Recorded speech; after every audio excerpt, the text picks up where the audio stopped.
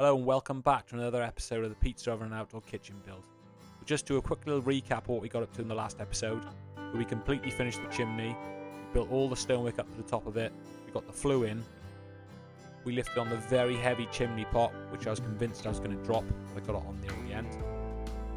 Which leads us on to this next episode. There's quite a bit going on in this one, so stay tuned, and thanks for watching again.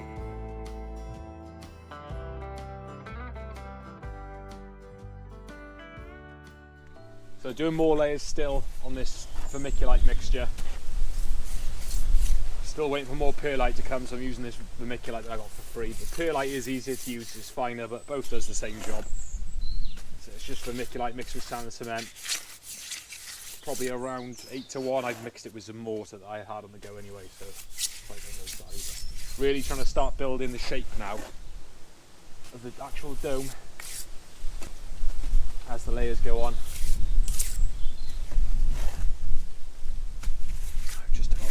Up. It sticks pretty easy because it's quite coarse and it's got a bit of body to it, so each coat does get a lot easier.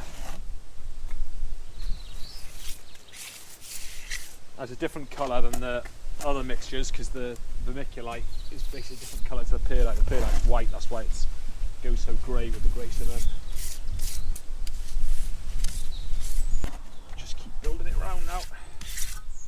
It's surprising how much you lose in width. You know, you think you've got loads of room for workspace around it, but you soon lose it once you start getting these layers on, so just bear that in mind when you're planning out.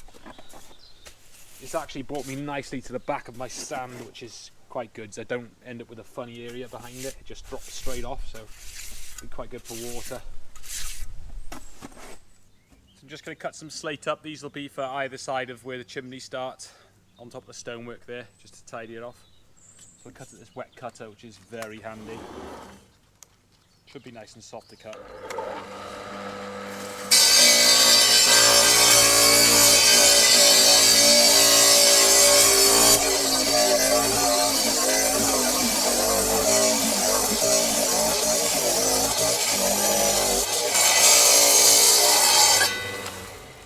Just cut it to length now.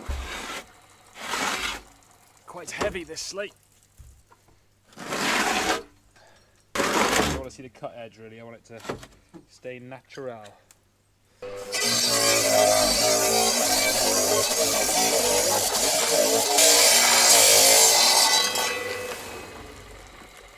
Lovely clean cut it leaves, but that cut is too clean for me really.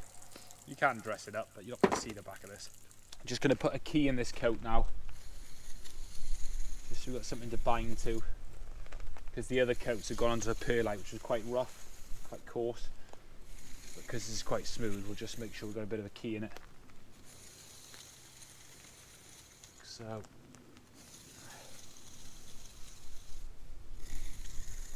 nothing more to it than literally just putting some lines in it.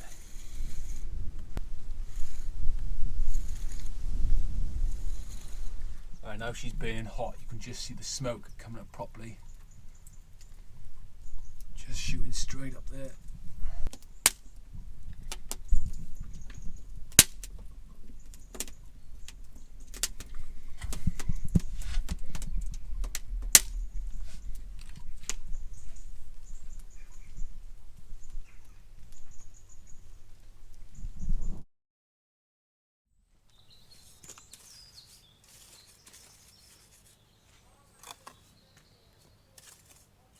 So just sticking on this bit of slate here, we've done the other side of it. I'll put some primer on the back of it.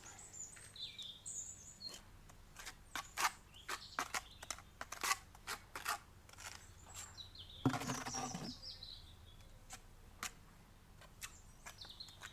got plenty of this stuff to use, so I don't mind using too much.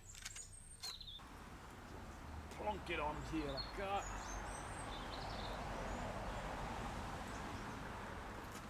So, try and just get it looking similar-ish to the other side.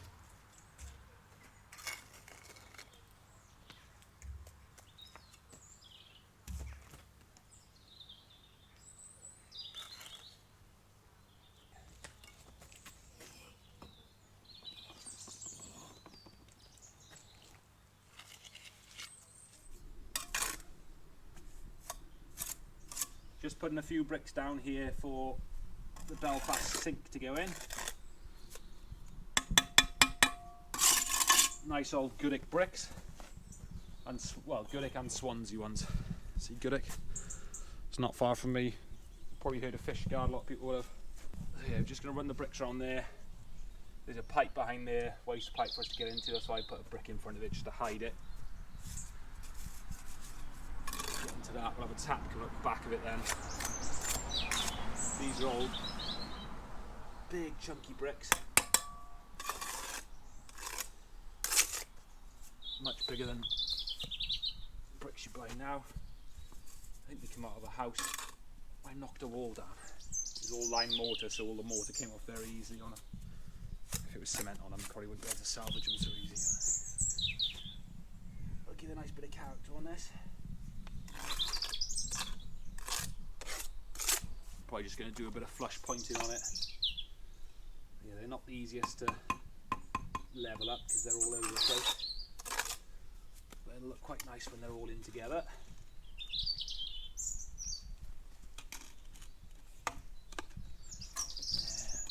That up. We'll just keep on bringing this up until we're ready for the height of the sink.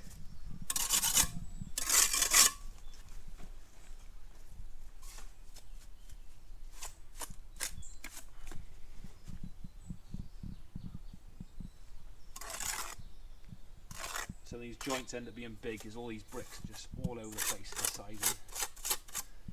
So you've got to leave a bit go. It'll all add to the character. Just trying to get all these sort of jobs done before the weather and temperature changes too much, because everything just takes so long to go off otherwise. Nice to have all this blockwork covered up as well. Some of this line's quite old, so a few lumps.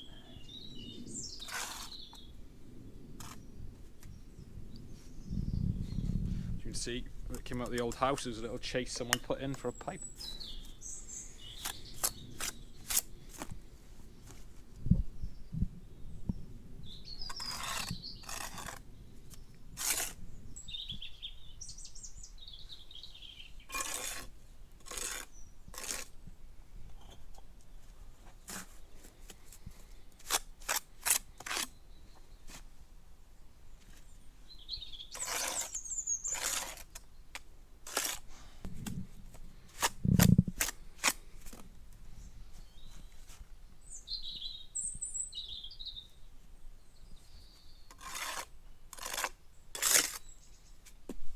So we're just laying here, bit of a wall to be on the back of the sink, just somewhere so I can mount the tap and just to give a, what do they call it, shelter, just stop everything growing into the sink basically from up here. We're going to be trimming it all the time. This won't come that high, this wall, just enough we can mount the tap on.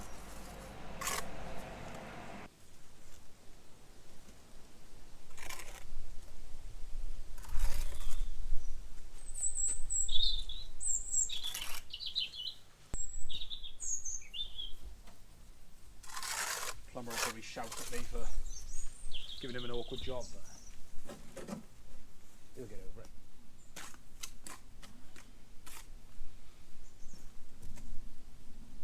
Not the easiest one to get into here.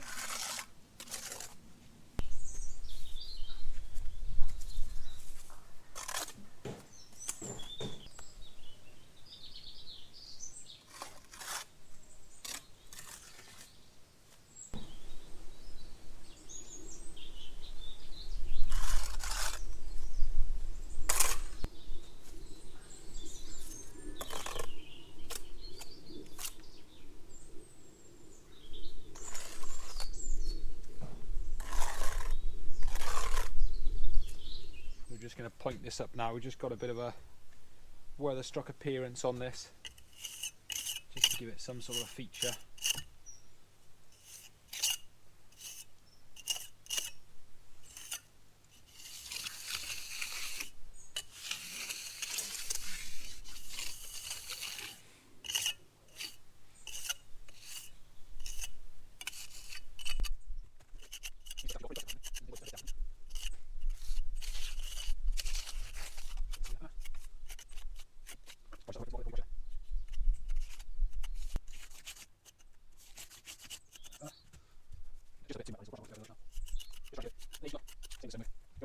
we'll just give all this a bit of a brush off now. It's had long enough to go off. Knock all the bits off. Nice soft brush on it. Just got that old enough look now. So now we're just laying some more brickwork across here. And this is going to obviously cover up the blockwork, but also form the space for the Argentinian barbecue.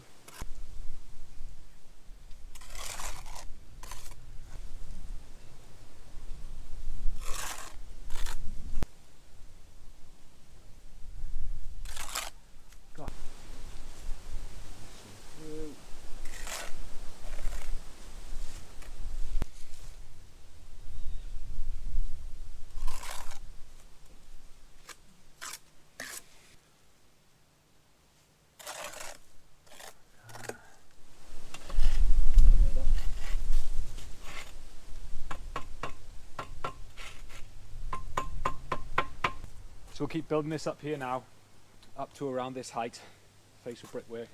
There'll be a wall coming up on the back and on the sides to contain the Argentinian barbecue, sort of stop the wind blowing on the smoke and everything. And there'll be fire brick in the middle of that then, and some insulation beneath it, just to try and keep that heat in there. And then we'll do this front wall slightly higher than the fire area to stop all the ash coming out and everything. Be a worktop on this part here. There's a decent width here for a worktop because I've run out of space for worktop. There's not a lot on the sides now because the size of the pizza and poor planning by me really. It's surprising how big you need to build everything.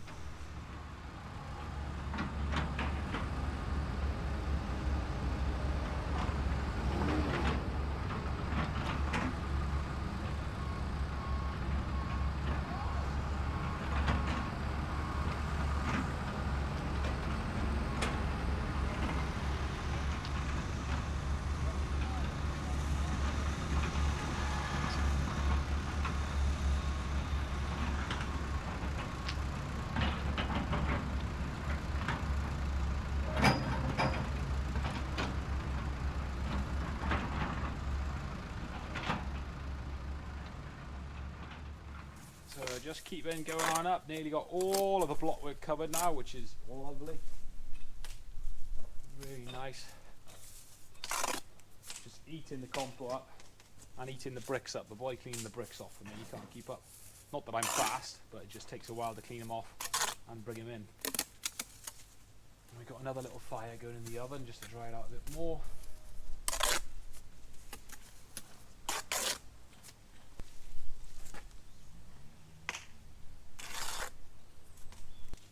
Surprised how much compo it needs on the bed. Push it out. Actually, quite nice brick to lay. These are Swansea ones as well. There's Gillick and Swansea ones. Mixture of them. These have been on the ground a while.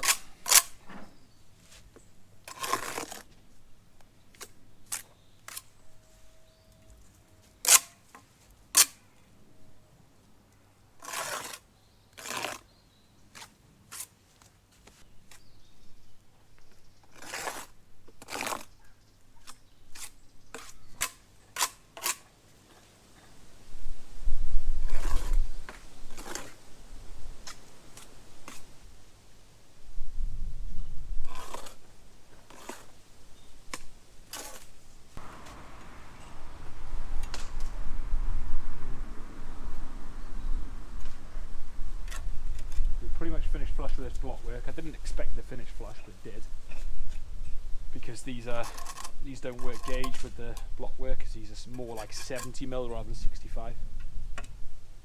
So 3 of these should work out to a block, but not with these old type bricks.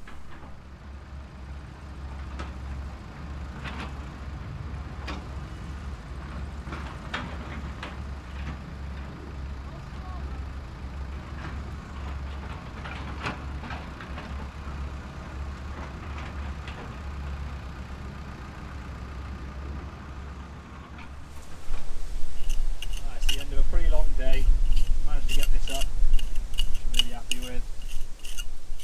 We'll just joint it all up.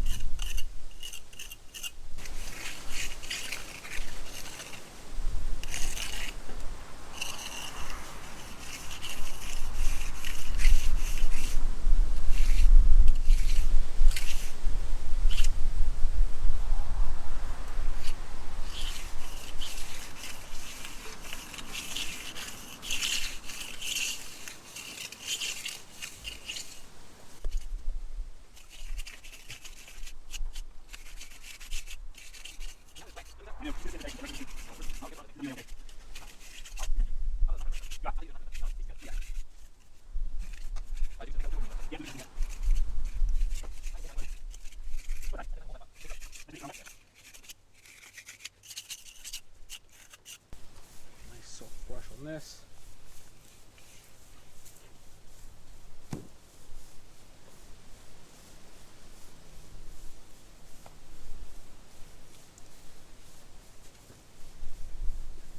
Like it's always been there.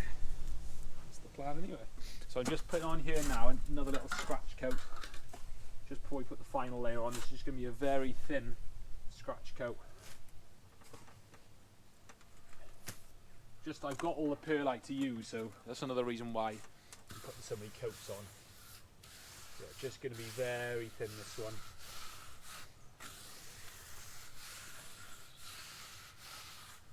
Just another one just to get that shape going again.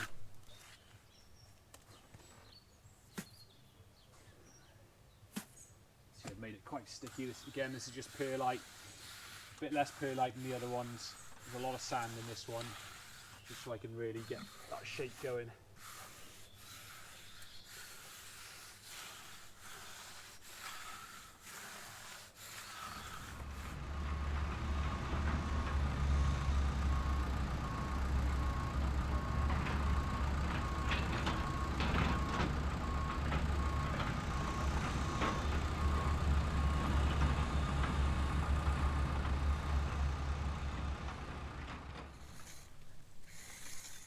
Seems like it's going to go off quick enough for me.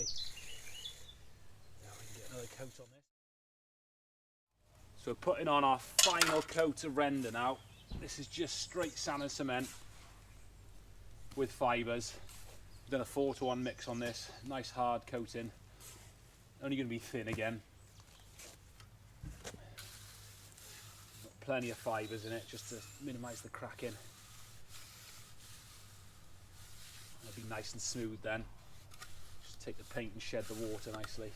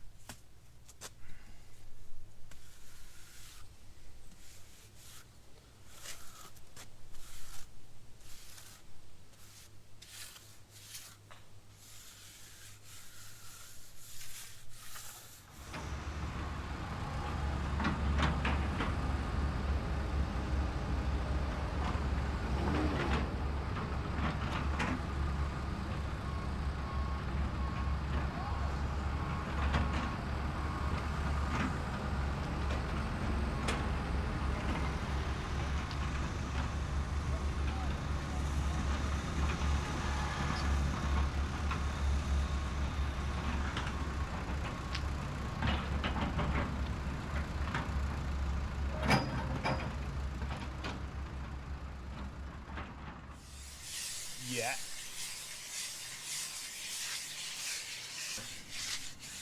Not too much, I'm pretty flexible.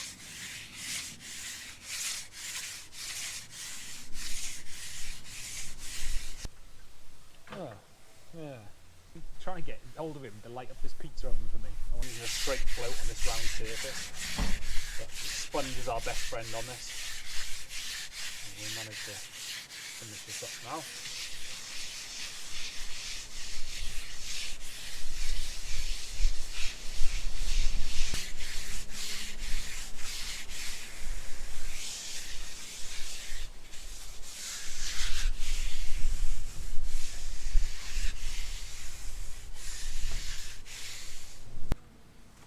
Float this up here now, sponge it up rather.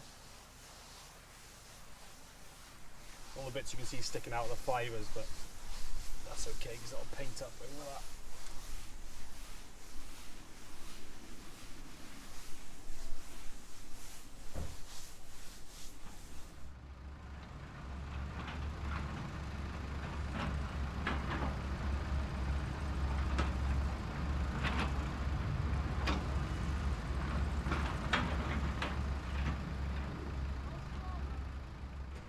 Just giving this a final little float now.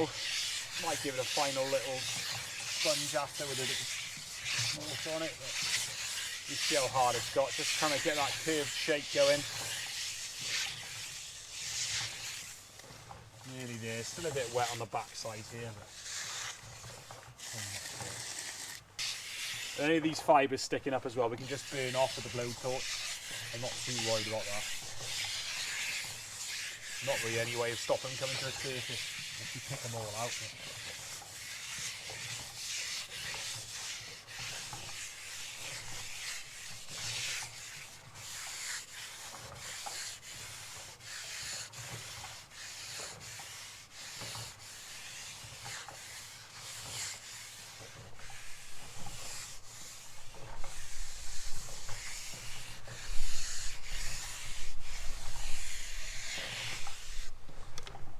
There, probably need to damp this sponge down a bit.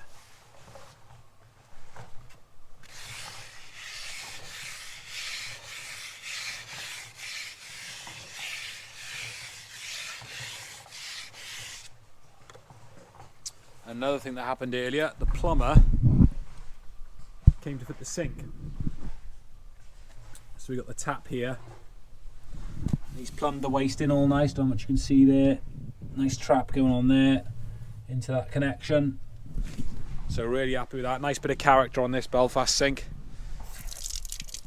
And you have running water there, which is great. Just means you can swill your hands off or whatever.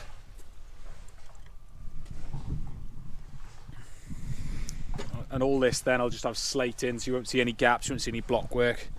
There'll be slate in the side here. Slate all on this, so nothing will be exposed and hopefully look really old.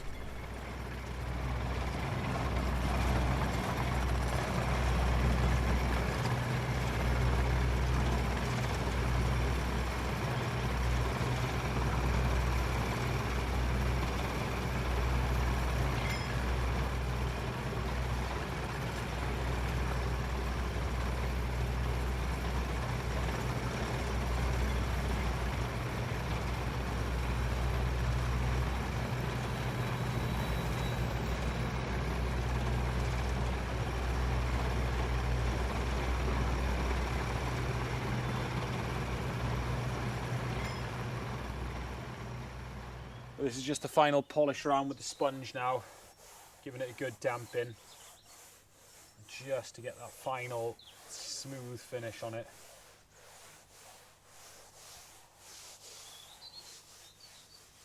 See, that was a fibre just pulling out there, just to get any float marks or anything like that out.